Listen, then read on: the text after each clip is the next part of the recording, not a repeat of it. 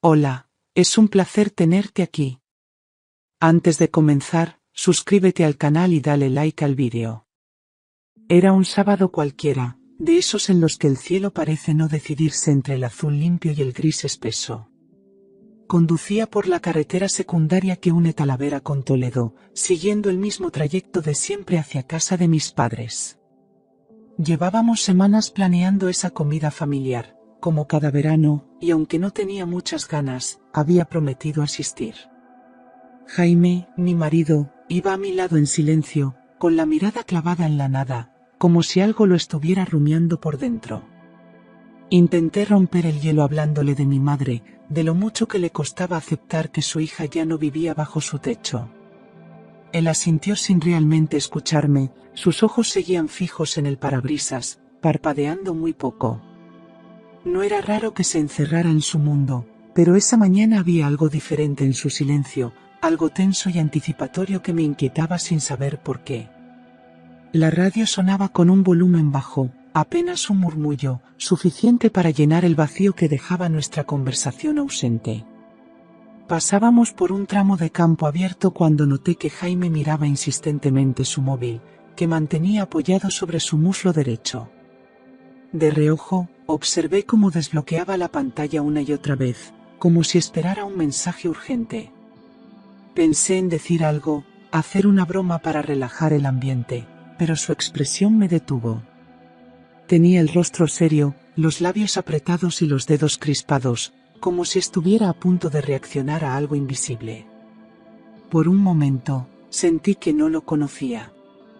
Me limité a mantener las manos en el volante, fingiendo normalidad mientras mi pecho comenzaba a apretarse con una ansiedad que no comprendía del todo.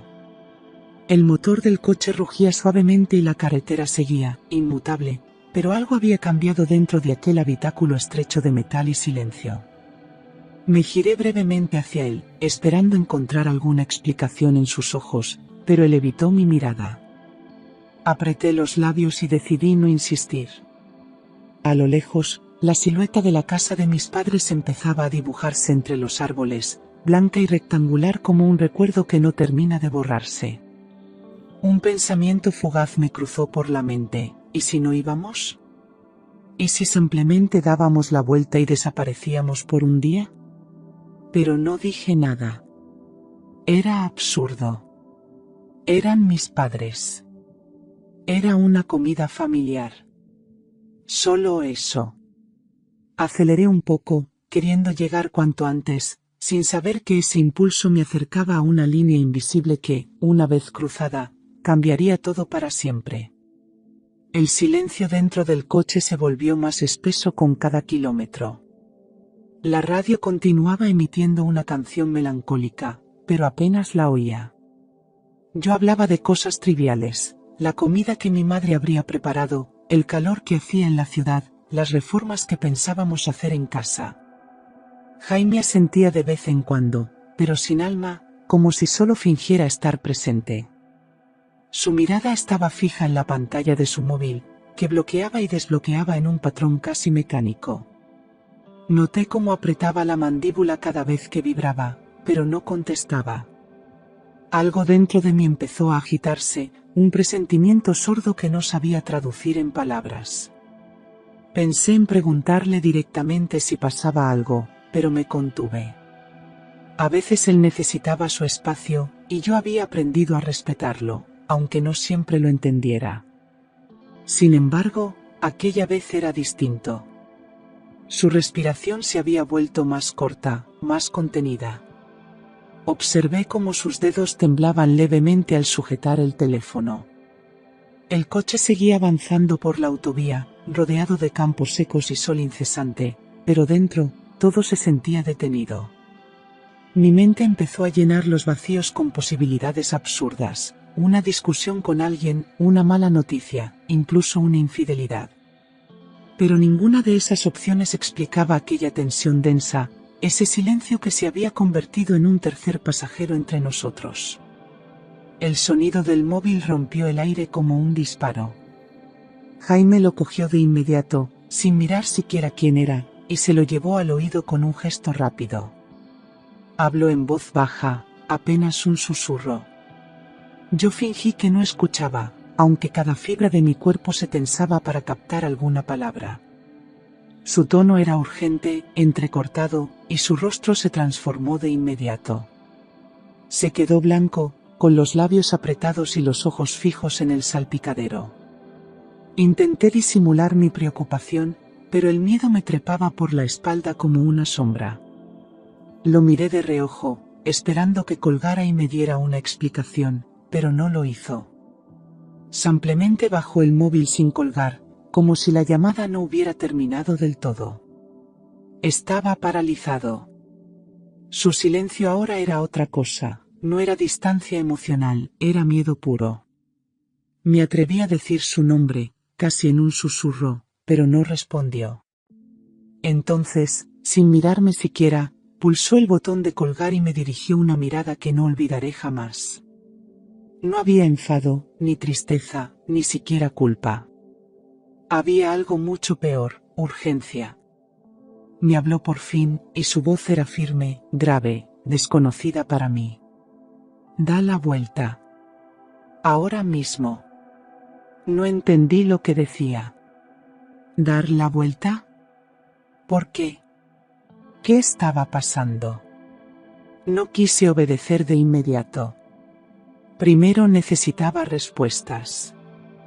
Me giré hacia él, sin dejar de conducir, y pregunté, ¿qué estás diciendo? ¿Qué pasa? Jaime me miró de frente por primera vez desde que salimos de casa. Sus ojos estaban cargados de una mezcla de miedo y determinación que me desarmó por completo. Hazlo. Da la vuelta. No hay tiempo para explicaciones.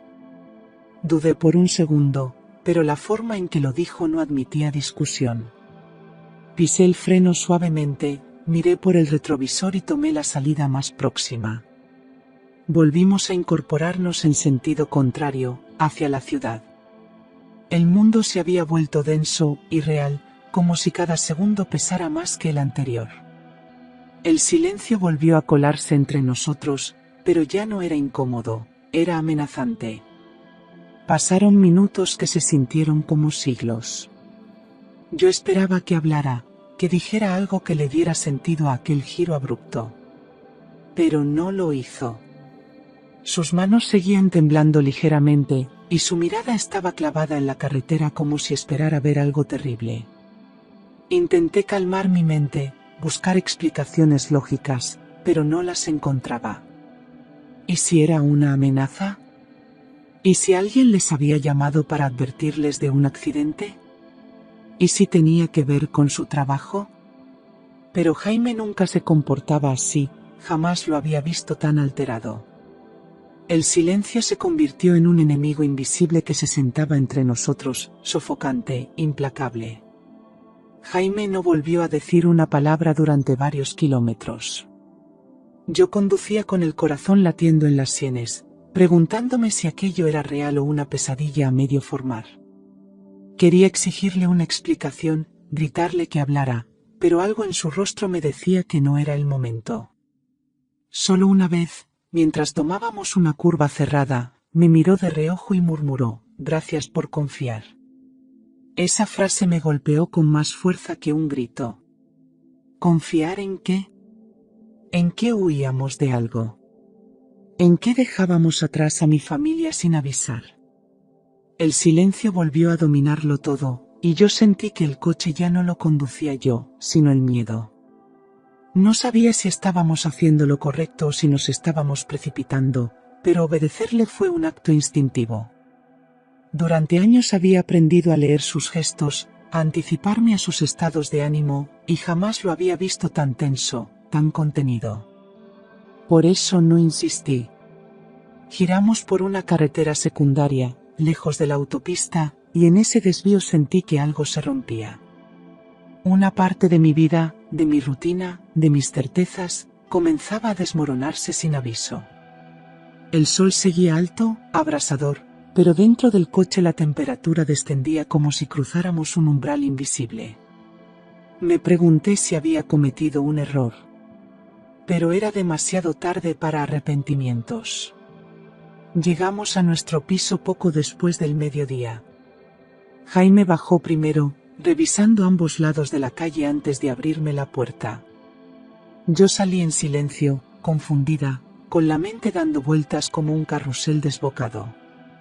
Subimos las escaleras sin cruzar palabra, y al entrar en casa, lo primero que hizo fue cerrar con llave, bajar las persianas y echar el cerrojo. El ambiente era irrespirable, cargado de tensión no dicha. Me giré hacia él y, por fin, solté lo que tenía clavado en la garganta. ¿Qué está pasando, Jaime? Él no respondió de inmediato. Caminó hasta el salón, comprobó que todas las ventanas estuvieran cerradas, y entonces volvió hacia mí con una expresión grave. Se pasó la mano por el rostro y respiró hondo, como si lo que estaba a punto de decir le costara físicamente. La llamada era de Jorge, un compañero mío de la Guardia Civil, soltó. Noté que mi estómago se encogía al oír ese nombre. Jorge era alguien en quien Jaime confiaba plenamente, un tipo reservado pero directo. Me ha dicho que algo grave estaba a punto de pasar en casa de tus padres. Muy grave. Sentí que el suelo se abría bajo mis pies. Me apoyé en la pared para no caer. Quise preguntar qué significaba eso exactamente, pero la respuesta ya flotaba en el aire, densa como humo. Lo que fuera que habíamos evitado, no era una simple discusión familiar. Jaime me hizo sentar en el sofá antes de seguir hablando. Me temblaban las manos, y el sonido del ventilador parecía el único elemento cuerdo en medio de aquella escena surrealista. Van hacia allí. Jorge me dijo que el dispositivo ya está en marcha. No es una redada, no es una operación común. Van a ajustar cuentas, Clara. Esa última palabra me atravesó. ¿Ajustar cuentas? ¿Con quién? ¿Por qué? ¿Mis padres? ¿Mi hermano? Jaime me miraba con una mezcla de dolor y certeza. Me sentí como una niña pequeña atrapada en un juego de adultos que no comprendía. Pregunté en voz baja si había escuchado mal. Él negó con la cabeza. Tu padre está implicado en algo muy sucio. No tengo detalles, pero no es nuevo. Jorge lo ha estado siguiendo de lejos. Hoy, alguien ha filtrado información. Se van a mover rápido, sin dejar rastro. Cerré los ojos un segundo, deseando despertar en mi cama, como si todo fuese una alucinación absurda provocada por el calor. Pero no lo era. Jaime no era de inventar historias. Y si él estaba así, entonces todo era cierto. Sentí un vacío profundo, como si mi identidad comenzara a tambalearse desde sus cimientos. Jaime me mostró su móvil, temblando ligeramente. En la pantalla había un mensaje cifrado, uno de esos códigos que usaban en la Guardia Civil para información urgente. No entendía ni la mitad, pero vi claramente el nombre de mi padre, junto a palabras como vigilancia, prioridad y riesgo extremo. Jaime me explicó que, según Jorge, un grupo de personas armadas se dirigía a la finca de mis padres. No eran simples delincuentes. Eran profesionales con un objetivo claro, saldar una traición. Todo estaba ocurriendo en tiempo real. Si no hubiéramos dado la vuelta, habríamos estado en medio de algo que superaba cualquier pesadilla. Me quedé inmóvil, como si mi cuerpo se negara a reaccionar. Era imposible que mi padre, el hombre que organizaba barbacoas y discutía sobre fútbol los domingos, estuviera en el centro de una amenaza criminal. Jaime me tomó la mano, firme, y dijo, lo que se viene es serio. No podemos volver allí. No, aún. Me sentí traicionada por mi propia sangre, como si de pronto toda mi vida hubiera sido una mentira cuidadosamente tejida. Quise hablar con mi madre, llamarla, advertirla, pero Jaime me lo impidió. Ya es tarde. Si no lo sabía, ahora lo descubrirá como todos. Esa frase me heló la sangre. El peligro era real, y lo peor es que ni siquiera sabíamos hasta dónde llegaba. No pasaron ni 15 minutos cuando empecé a ver los primeros rumores en Twitter. Al principio, solo hablaban de disparos y sirenas en una urbanización cercana a Toledo. Pero en cuestión de minutos, las imágenes comenzaron a multiplicarse. Había vídeos grabados desde móviles, vehículos policiales, ambulancias, calles acordonadas y gritos de fondo. Algunos mencionaban una masacre. Yo me aferraba al móvil, actualizando compulsivamente, esperando que todo fuera una exageración. Pero la evidencia era abrumadora. Una fotografía me paralizó por completo. Reconocí la verja de entrada de la finca de mis padres. Las luces azules y el caos confirmaban que el infierno se había desatado allí. Jaime se sentó a mi lado, mirando conmigo las noticias, en silencio. Yo no podía dejar de temblar. Cada nuevo post, cada vídeo, cada testimonio anónimo, confirmaba que lo que habíamos evitado no era una simple pelea o una redada, sino una ejecución planeada. Se hablaba de varios cuerpos cubiertos con mantas, de gritos desgarradores y disparos a plena luz del día. Mi garganta se cerró. Llamé a mi madre, pero nadie contestó. Llamé a mi hermano, tampoco. El vacío del otro lado del teléfono me aplastaba el pecho. Jaime me pidió que parara.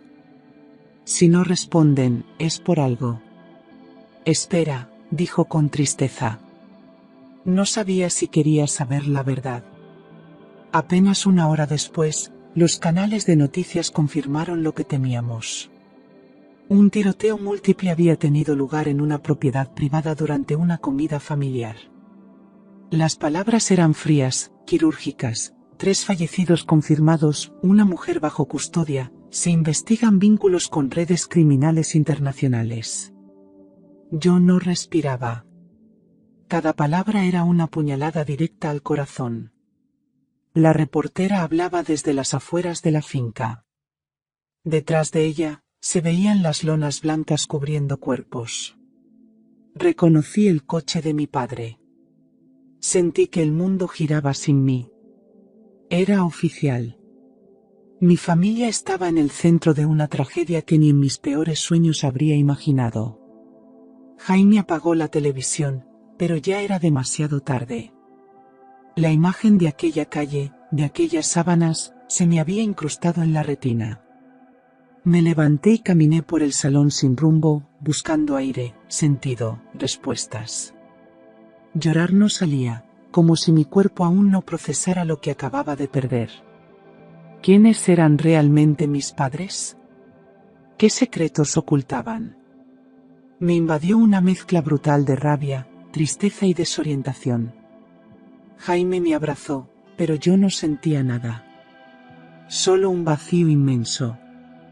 La vida que conocía acababa de estallar en 1000 pedazos, y ni siquiera sabía cómo empezar a recogerlos. El impacto final llegó en forma de titular frío y directo. Entre los fallecidos se encuentra Ignacio Rivas, empresario toledano de 63 años, investigado en secreto por presunta implicación en delitos económicos. El nombre de mi padre en pantalla me dejó sin aire. El móvil se me cayó de las manos, y el mundo se volvió borroso. Jaime intentó hablarme, pero yo ya no escuchaba nada. Solo podía ver esa imagen estática, ese nombre, esa edad, esa condena pública que destruía todo lo que yo creía saber. La voz de la reportera seguía sonando de fondo, diciendo que la mujer del empresario había sido detenida. Mi madre. Me derrumbé en el sofá sin poder articular una sola palabra. Sentí que algo dentro de mí se rompía en fragmentos imposibles de recomponer. ¿Cómo era posible que mis padres, que mi madre, estuvieran involucrados en algo tan oscuro? La incredulidad me paralizaba, como si una parte de mí aún esperara que todo se tratara de un error. Pero no lo era. Mi apellido estaba ahora manchado, mi historia familiar resquebrajada. Jaime me abrazó, pero no conseguía consolarme. Todo lo que conocía se desmoronaba ante mis ojos, Y lo peor era que no sabía por qué nadie me había contado la verdad. No recuerdo cuánto tiempo estuve sentada allí, mirando al vacío. El dolor no era punzante, sino sordo y constante, como un eco interminable. Jaime me ofrecía agua, me hablaba con suavidad, pero yo apenas parpadeaba. La palabra muerto se repetía en mi cabeza, sin forma, sin contexto, como un mantra que no entendía. Finalmente, cuando mi cuerpo ya no pudo más, rompí a llorar. No era un llanto común. Era animal, primitivo, como si algo visceral quisiera salir de mí. Me acurruqué en el suelo, con los brazos rodeando las rodillas, mientras Jaime intentaba sostenerme sin saber cómo. El tiempo perdió sentido. Después de lo que pareció una eternidad, logré levantarme y caminar hasta el baño. Me miré en el espejo y no reconocí a la mujer que tenía delante. Tenía los ojos enrojecidos, el rostro desencajado, la piel ceniza. Era yo, pero no era. Me lavé la cara con agua fría, esperando que el contacto me devolviera a la realidad. Nada lo hizo. Al volver al salón, Jaime me esperaba con una manta y una mirada que lo decía todo. Me senté junto a él, sin fuerzas para preguntar nada más. Solo quedaba esperar.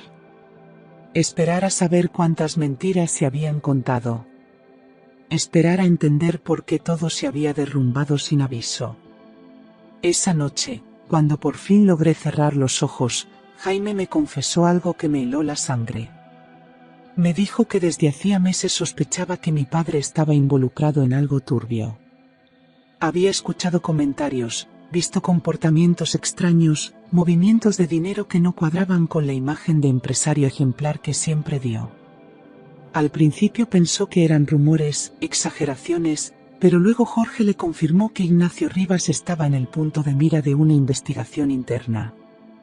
Me sentí traicionada, no solo por mi padre, sino también por Jaime. ¿Por qué no me lo había dicho antes? Él intentó justificarse. Dijo que no quería preocuparme sin pruebas concretas, que era demasiado delicado y que necesitaba protegerme. Yo lo entendía, en parte, pero la rabia me hervía por dentro. Había estado viviendo en una mentira, rodeada de secretos que todos parecían conocer menos yo.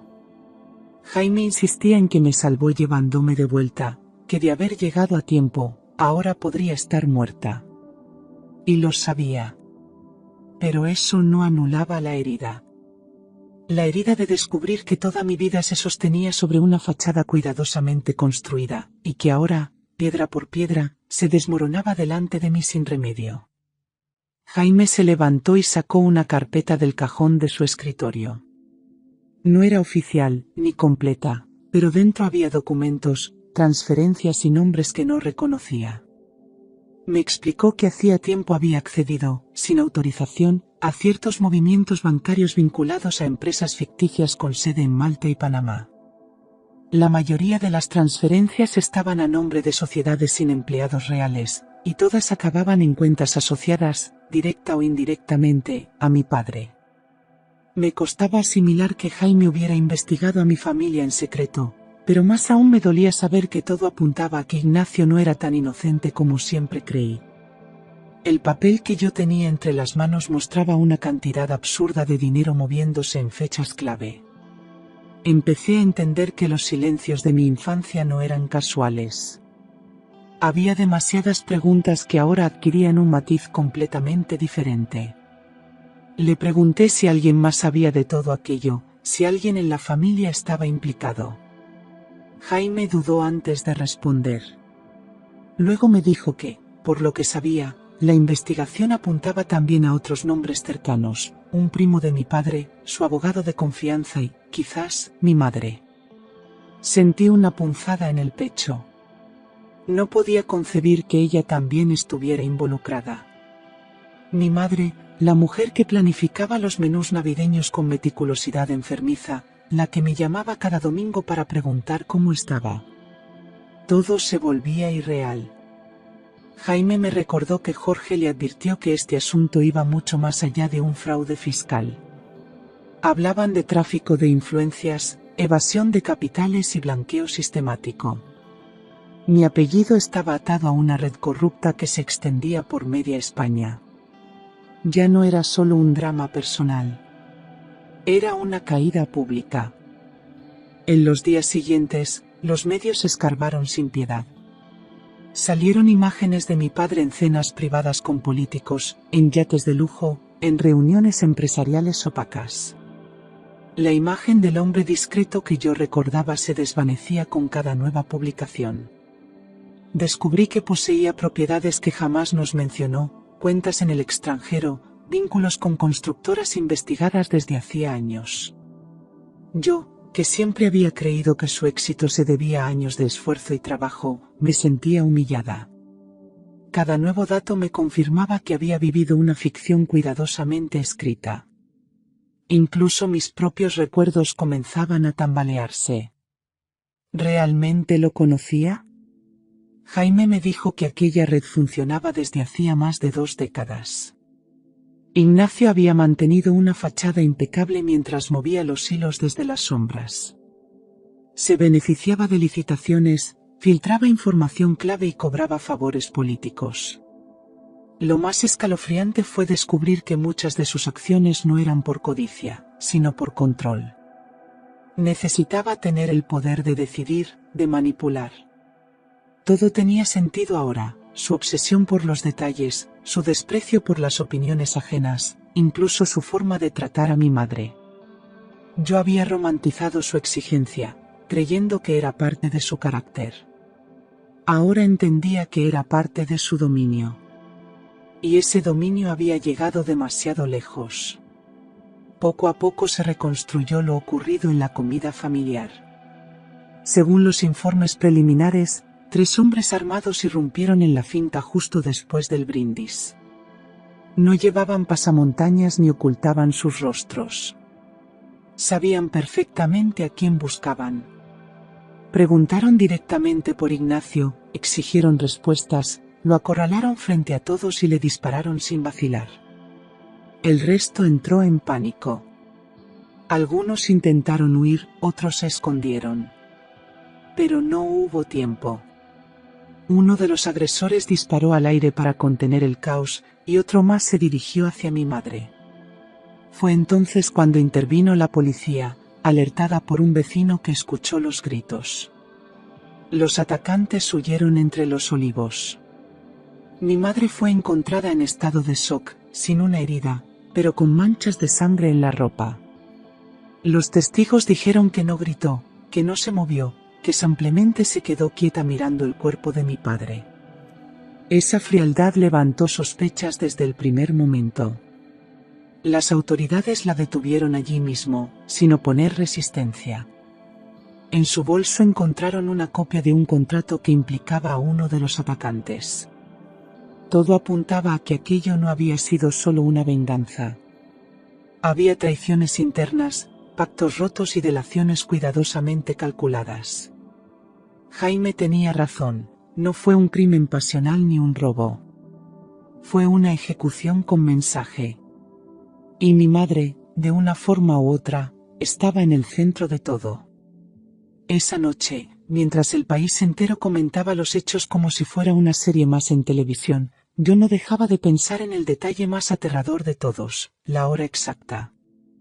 La policía confirmó que los atacantes entraron en la finca a las 2:23. Jaime y yo teníamos previsto llegar a las 2:20. Ese simple margen de 3 minutos nos salvó la vida. Si él no hubiera recibido aquella llamada, si no me hubiera pedido que diera la vuelta, ahora estaríamos entre las cifras. Pensé en la mesa preparada, en las risas de mis primos, en el olor a cordero asado. Todo eso quedó convertido en una escena de crimen.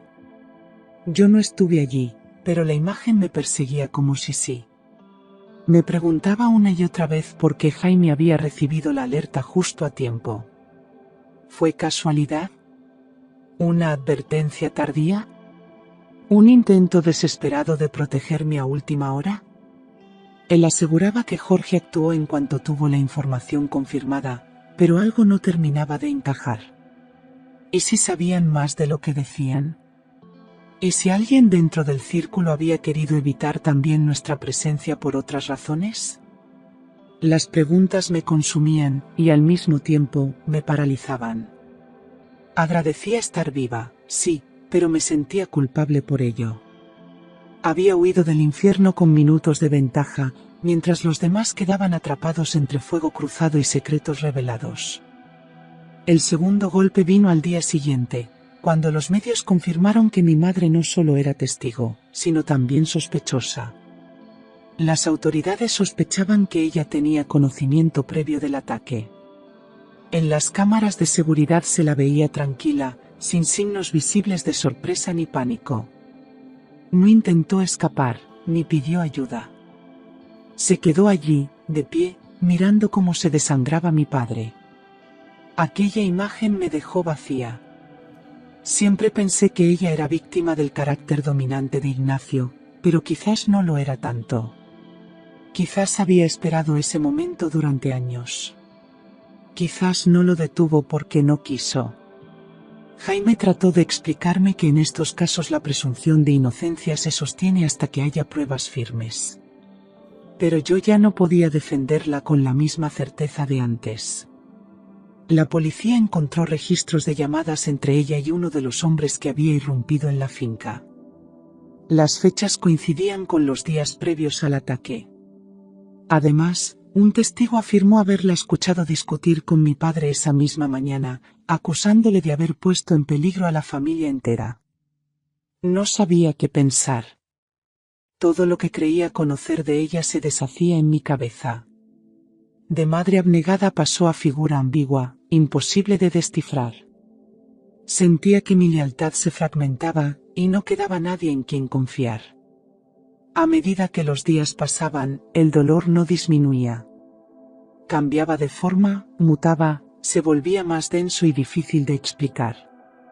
Me dolía la traición, la mentira, pero sobre todo, me dolía saber que todo había sido real. No podía culpar a la prensa por el morbo ni a la policía por las sospechas. Ellos solo hacían su trabajo. Pero yo me sentía atrapada en una película en la que nunca quise participar.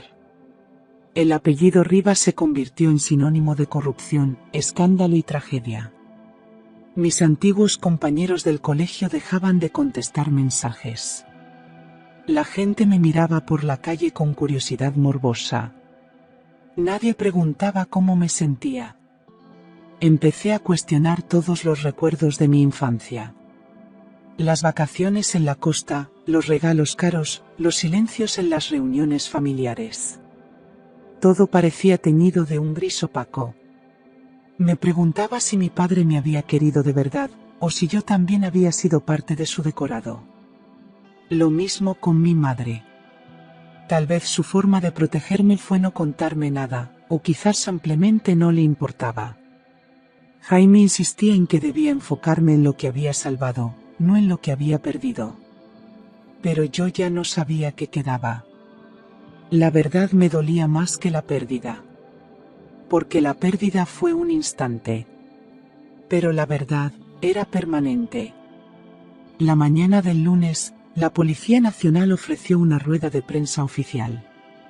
La sala estaba abarrotada de periodistas, cámaras y micrófonos expectantes. El portavoz habló con tono medido, sin dramatismos, pero cada palabra era un puñal. Confirmó que el ataque había sido una ejecución planificada con meses de antelación. No se trató de un robo ni de una acción espontánea, sino de un ajuste de cuentas derivado de actividades criminales en curso. Dijo que Ignacio Rivas era uno de los objetivos principales de una investigación por blanqueo de capitales, tráfico de influencias y financiación ilícita. No hubo nombres adicionales, pero quedó claro que otros miembros de la familia estaban bajo análisis. Sentí una punzada de vergüenza profunda. Era oficial, mi apellido se había convertido en sinónimo de podredumbre. Tras la declaración, los titulares no se hicieron esperar. Caída del clan Rivas, corrupción y sangre en Toledo, la traición desde dentro.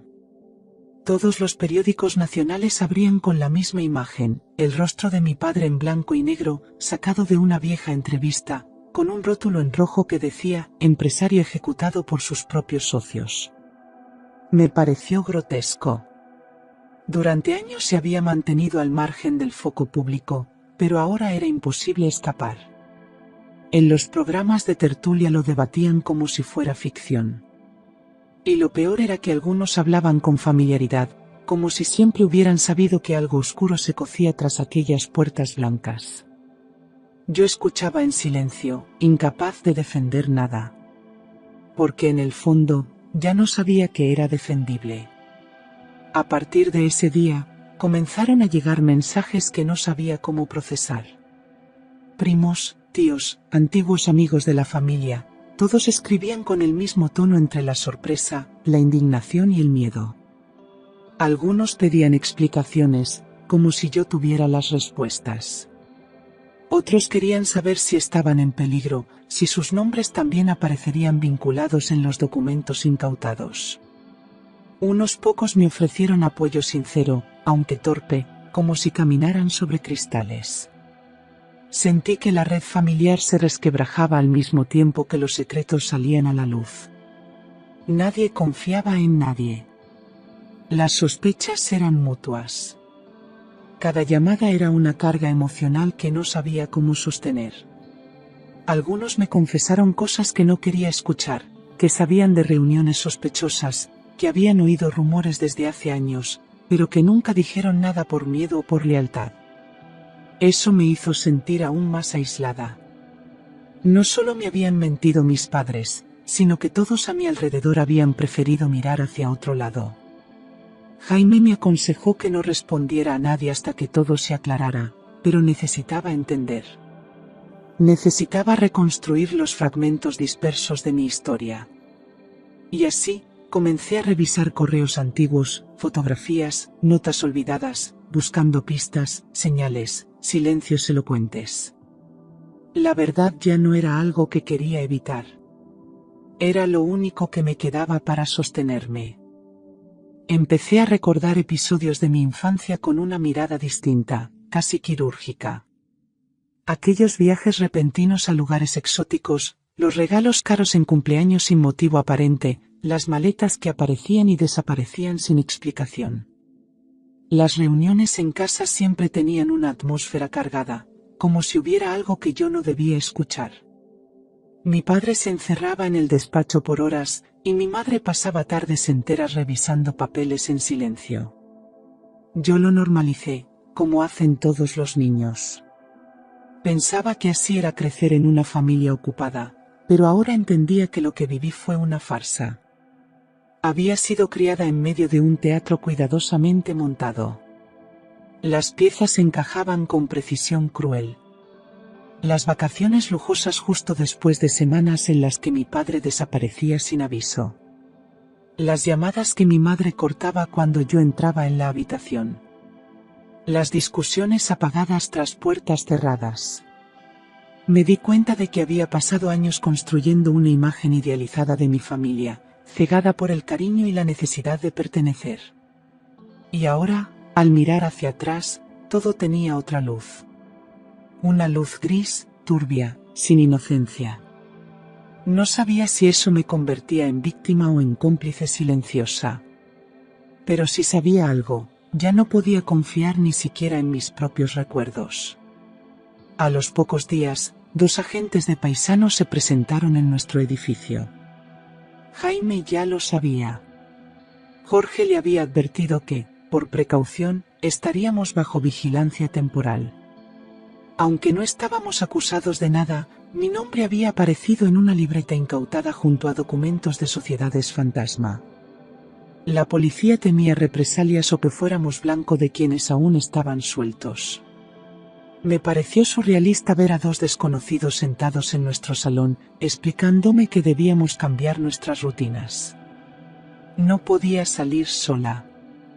No podía hablar con la prensa.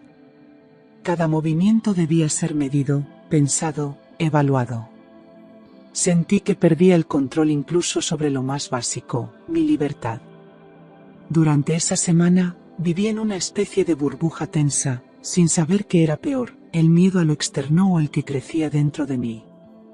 Ver a los agentes vigilando la puerta del edificio me recordaba constantemente que ya no era solo un drama familiar, sino un asunto de seguridad. Me sentía una extraña en mi propia vida. Jaime intentaba mantener la calma, me preparaba té, me hablaba con voz baja, como si eso bastara para sostenernos. Pero en el fondo, ambos sabíamos que el suelo se seguía hundiendo bajo nuestros pies. Cada día traía nuevas noticias, nuevas filtraciones, nuevas piezas sueltas que hacían más difícil respirar. Todo lo que yo era estaba siendo examinado con lupa. El día que me llamaron a declarar, no dormí en toda la noche. Llegamos a la comisaría en silencio, yo con las manos heladas y el estómago vacío. Me sentaron en una sala blanca, sin relojes ni ventanas, y me pidieron que empezara desde el principio. Les conté todo lo que sabía, lo que había vivido, lo que sospechaba, lo que había descubierto en los últimos días. Cada palabra era una herida abierta. Me preguntaron por los viajes, por las empresas, por las visitas sospechosas a casa de mis padres. Me sentí desnuda, expuesta, como si cualquier frase pudiera condenarme. No sabía hasta qué punto debía proteger a los míos o a mí misma. Una parte de mí quería gritar que yo no tenía la culpa, que solo era la hija que no supo ver lo que pasaba a su alrededor. Pero otra parte, más honesta, sabía que durante años preferí no hacer preguntas. Elegí no mirar. Y ahora, el precio de esa ceguera era altísimo. Cuando terminó la declaración, me dejaron sola unos minutos en aquella sala helada. No lloré. No podía. Estaba vacía. Al salir, Jaime me abrazó con fuerza, pero ya no éramos los mismos. Algo entre nosotros se había tensado irremediablemente. Yo llevaba dentro una mezcla de vergüenza y rabia que no sabía cómo poner en palabras. Y sentí, por primera vez, que esa historia aún no había mostrado lo peor. Si no hubiera sido por Jaime, no sé si habría soportado todo esto. Él se convirtió en mi escudo, en mi única certeza cuando el mundo se volvió ruido y sospecha. Fue él quien me sacó de aquel coche a tiempo, el que me creyó antes de que yo misma entendiera lo que estaba ocurriendo. No hizo promesas vacías. No me dijo que todo estaría bien. Solo estuvo ahí. Constante. Presente. Incluso cuando dudé de todo, incluso cuando me derrumbé. Sostuvo mis silencios y respetó mis miedos. Supo cuándo hablar y cuándo quedarse callado. Pero también vi en sus ojos el peso que llevaba.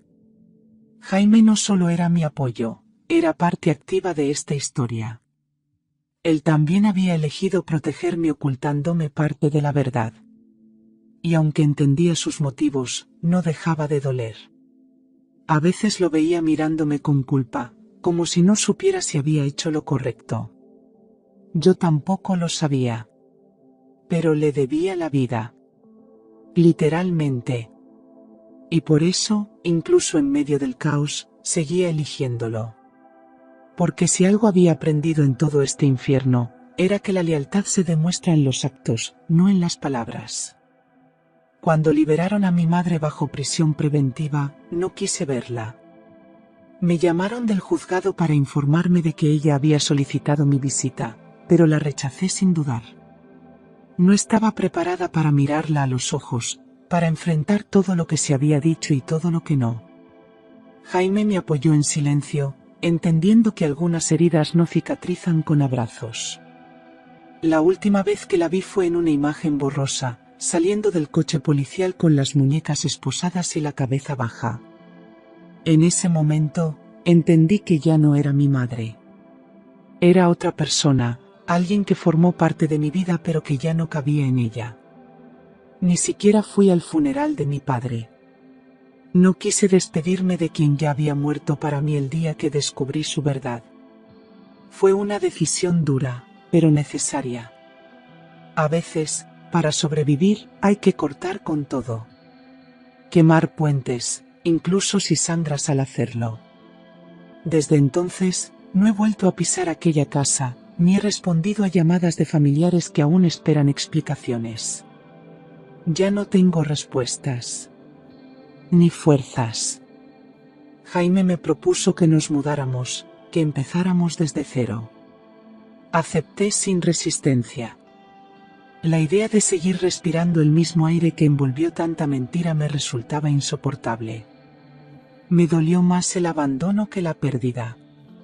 Porque la muerte se llora, pero la traición se arrastra. Nos fuimos a vivir a una ciudad costera del norte, donde nadie conocía nuestro nombre ni nuestra historia. Cambié de apellido, volví a firmar como Clara Martín, el que usaba antes de casarme. Jaime consiguió un traslado dentro de su unidad, y yo comencé a trabajar en una pequeña librería. Era un lugar tranquilo, casi escondido del mundo, justo lo que necesitábamos. La gente del barrio era amable, discreta, y pronto entendieron que no me gustaban las preguntas. Empezamos a construir algo nuevo, no perfecto, pero limpio. Sin pasado. Sin espectros. Era una vida sencilla, donde lo más importante era dormir en paz. A veces me despertaba en medio de la noche, con el corazón acelerado, creyendo que todo seguía ocurriendo. Pero luego escuchaba la respiración tranquila de Jaime a mi lado y sabía que, al menos, habíamos escapado de la tormenta. No era felicidad, aún no. Era algo más frágil, más honesto, una calma construida a pulso, paso a paso. Aprendí a no mirar hacia atrás con rabia, sino con distancia. El pasado ya no podía tocarme. No tenía raíces aquí. No tenía peso. Solo cicatrices. Y aprendí a convivir con ellas como quien acepta una lluvia que ya no moja. Desde aquel día, supe que no volvería a mirar a mi familia con los mismos ojos. Incluso los recuerdos bonitos, las navidades cantando villancicos, las tardes de verano en la piscina, todo eso se volvió opaco, distante, irreal. Era como si hubieran pertenecido a otra vida, a otra Clara que ya no existía. El día que giré el coche, el día en que obedecí a Jaime sin entender nada, también giré el rumbo de mi destino. Me alejé del horror justo a tiempo, pero a cambio perdí todo lo que era. Y sin embargo, en esa pérdida, encontré una verdad brutal. A veces hay que romperse para poder empezar. Lo entendí cuando una niña pequeña entró en la librería y me sonrió sin motivo. Le regalé un marcapáginas y sentí que, por primera vez en mucho tiempo, algo dentro de mí se iluminaba. No era redención. Ni olvido. Era vida. La que queda después del derrumbe. La que resiste entre los escombros. Nunca volví a ver a mis padres igual. Ni a mí misma. Pero en esa distancia aprendí lo que realmente significa sobrevivir. Y a veces, eso basta.